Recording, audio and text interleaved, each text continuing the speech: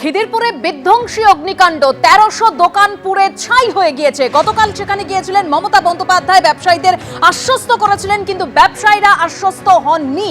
আজ সেখানে গিয়েছেন শুভেন্দু অধিকারী। যখন গিয়েছিলেন ঠিক সেই মুহূর্তের ছবি আপনাদের সামনে রেখেছি। সেখানে রয়েছেন অর্জুন সিং, অর্থাৎ শুভেন্দু অধিকারীর সঙ্গে অর্জুন সিংও রয়েছেন, সেই ছবি দেখতে পাচ্ছেন।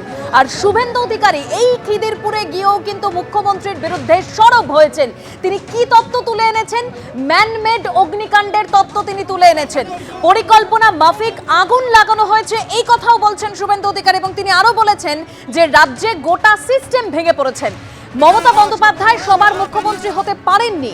মমতা বন্দ্যোপাধ্যায় ববি হাকিমদের মুখ্যমন্ত্রী। আগুন নেভাতে না পেরে পুলিশ দমকলকে ঘর ভাঙতে বলছেন। রাত 1টায় আগুন লাগলো, দমকল এলো ভোর 4টে। তৃণমূল কংগ্রেস মানে টাকা মারার কোম্পানি। মুখ্যমন্ত্রীর ওপর থেকে মানুষের আস্থা উঠে গেছে। এভাবেই সরব হয়েছেন শুভেন্দু অধিকারী। সরাসরি আমাদের প্রতিনিধি সন্দীপ সরকার রয়েছেন সেখান থেকে। সন্দীপ,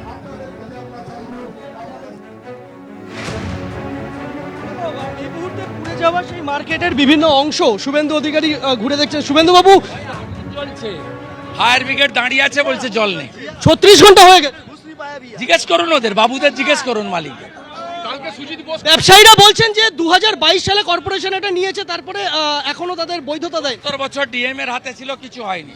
4 বছর নিয়েই সেটেলড হয়ে গেছে। এক্সচেঞ্জ অফ সুটকেস অ্যাটাচি নিয়ে নিয়েছে, কাজ বুঝে। এরা উঠবে না, অবস্থান ধর্ণা চলবে, আমরা আছি। ব্যবসায়ীদের অনেকে ষড়যন্ত্রের গন্ধ পাচ্ছে। সবাই বলছে, অনেকে না, সব একজোট। ঝান্ডা ছাড়া লড়াই হবে, আমরা থাকবো। কি মনে করছেন এটা ষড়যন্ত্র? অপোজিশন মানে সরকার, সরকারি দলের দ্বারা যে টর্চার হবে তার পাশে দাঁড়াবে। 4 বছর করেছি, এখানেও করে তুলতে দেব না। মমতা ব্যানার্জি জানলেন কি করে আগুন লাগবে। নতুন জায়গা ঠিক হয়ে গেল, বলো জায়গা ঠিক হয়ে গেছে, চলে যান। এই দোকানগুলো 1 লাখ টাকা, 25 লাখ টাকা করে দিন, তারপরে কথা হবে। তুমি শুনতে পেলে যে একেবারে ব্যবসায়ীরা সকাল থেকে যে ষড়যন্ত্রের কথা বলছে, সেই তত্ত্বেই কিন্তু তিনি শিলমোহর দিলেন।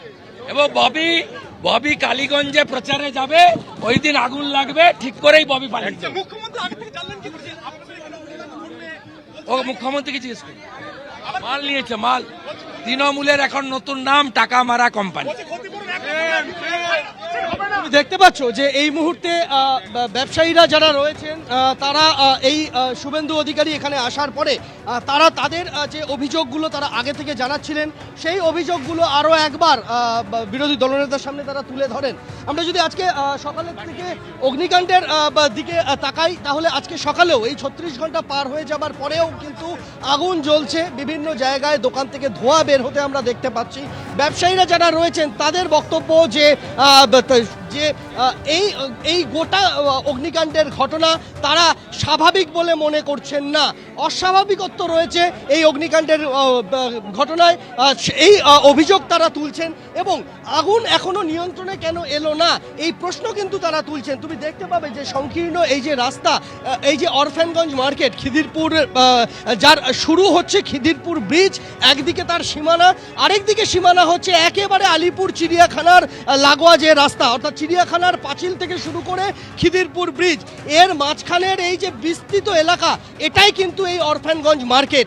যে মার্কেট শতাব্দী প্রাচীন, আগে নিয়ন্ত্রণ ছিল দক্ষিণ 24 পরগনার জেলা প্রশাসনের হাতে। দক্ষিণ 24 পরগনার ডিএম সরাসরি এর তত্ত্বাবধানের দায়িত্বে থাকতেন। ডেভেলপমেন্টের যাবতীয় কাজ ডিস্ট্রিক্ট ম্যাজিস্ট্রেট দেখতেন। পরবর্তীতে 2022 সালে হস্তান্তর হয়। সেই হস্তান্তর হওয়ার পরে এই মার্কেট কিন্তু কলকাতা পুরসভা যাবতীয় রক্ষণাবেক্ষণের দায়িত্ব। আর এখানেই সিঁদুরে মেঘ দেখছেন ব্যবসায়ীরা। তারা অভিযোগ করছেন যে এটা উদ্দেশ্যপ্রণোদিতভাবে এর পিছনে ষড়যন্ত্র থাকতে পারে। এই নানান যুক্তি তারা দিচ্ছেন। তবে এখনো পর্যন্ত আমরা যেটা দেখতে পাচ্ছি যে এই যেখানে আগুনে পুড়ে যাওয়া মার্কেট, সেখানে একটি বাজারের মাঝ বরাবর একটি মঞ্চ তৈরি করা হয়েছে, যে মঞ্চ ব্যবসায়ী সমিতির তরফ থেকে তারা বানিয়েছেন। এবং সেই মঞ্চে লাগাতার তাদের অবস্থান চলবে। তারা এই জায়গা থেকে উঠবেন না, তারা এই জায়গাতেই থাকবেন, বিকল্প জায়গায় তারা যাবেন না, এমনটাই কিন্তু বক্তব্য অরফানগঞ্জ ব্যবসায়ী সমিতির। একেবারে সন্দীপ, আমরা সেই ছবি দেখতে পাচ্ছি। শুভেন্দু অধিকারী তিনি রয়েছেন সেখানে, তিনি যে দোকানগুলো পুড়ে গিয়েছে, ব্যবসায়ীরা যারা রয়েছেন তাদের সঙ্গেও কথা বলছেন।